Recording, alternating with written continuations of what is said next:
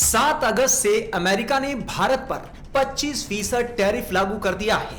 अमेरिकी राष्ट्रपति Donald Trump ने रूसी तेल खरीदने और बेचने को लेकर भारत पर 25% अतिरिक्त टैरिफ लगाने का ऐलान किया, यानी कुल मिलाकर 50% टैरिफ। ऐसे में यह सवाल उठने लगा कि चीन भी तो रूस से तेल खरीद रहा है, फिर भारत के खिलाफ ही अमेरिका ने यह कदम क्यों उठाया?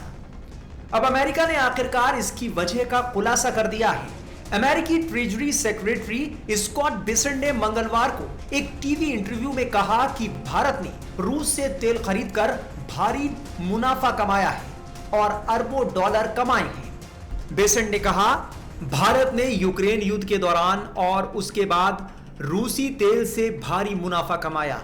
पहले भारत की तेल सप्लाई में रूस की हिस्सेदारी 1% से भी कम थी, जो अब 42% तक पहुंच चुकी है।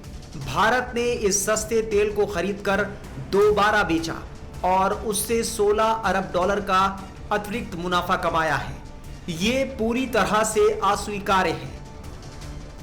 इसके उलट चीन को अमेरिकी कार्रवाई से राहत देने पर बेसेंट ने सफाई दी कि बीजिंग पहले से ही रूस पर निर्भर था। उन्होंने कहा कि यूक्रेन युद्ध से पहले चीन के कुल तेल आयात का 13% हिस्सा रूस से आता था, जो अब केवल 16% तक बढ़ा है। लेकिन भारत का मामला पूरी तरह अलग है। ये केवल मुनाफाखोरी है।